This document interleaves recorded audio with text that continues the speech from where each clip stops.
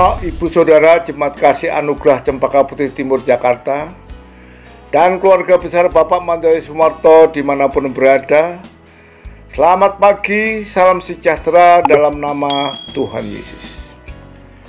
Firman Tuhan hari ini Minggu tanggal 8 November 2020 diambil dari Mazmur 90 ayat 10-12. Saya akan bacakan hanya ayat 12 berbunyi, ajalah kami menghitung hari-hari kami sedemikian, hingga kami beroleh hati yang bijaksana. Kehidupan kita hidup dalam waktu, sedangkan Tuhan berada di luar waktu. Bagi Tuhan 1000 tahun waktu yang sangat panjang atau milenium sama dengan satu hari. 2 Petrus 3 ayat 18.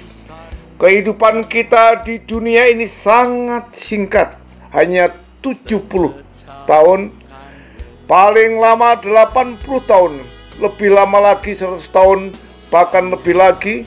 Hanya sedikit orang yang mengalaminya. Saudara, Musa hidup 120 tahun, Yosua 110 tahun, Daud hanya 70 tahun.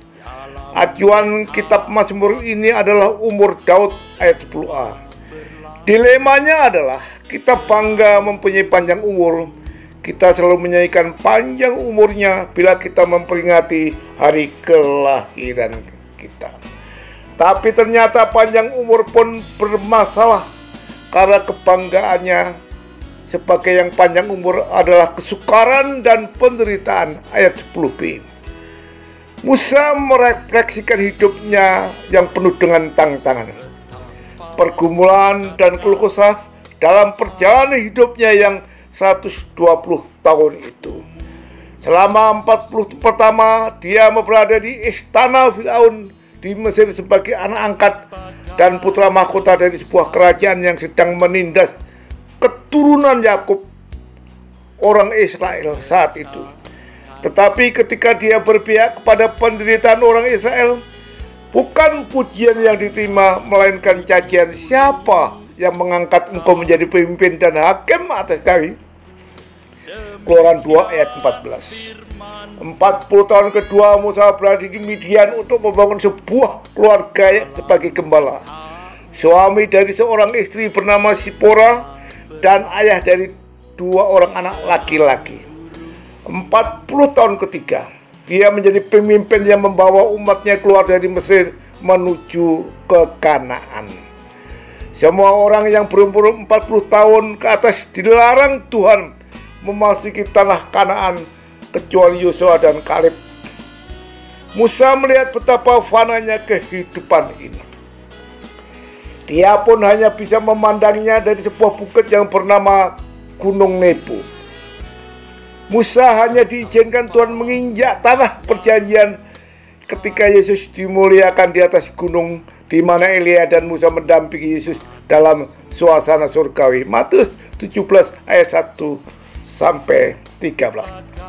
Saudara, bertolak dari pengalaman sebagai guru kehidupan itulah pemazmur merefleksikan substansi kehidupan manusia yang singkat dan fana itu, serta memohonkan sebuah doa, ajarlah kami menghitung hari-hari kami sedemikian, hingga kami beroleh hati yang bijaksana.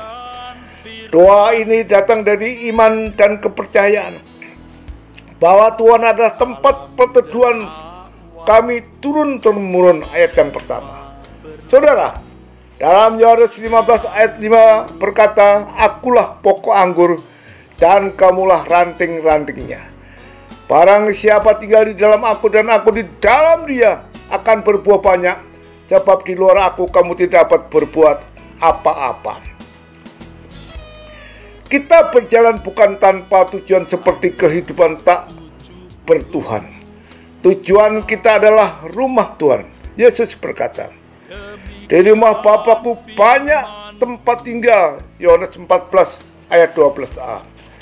Isi doa pemazmur ini meminta untuk diajar, dididik, dan dituntun.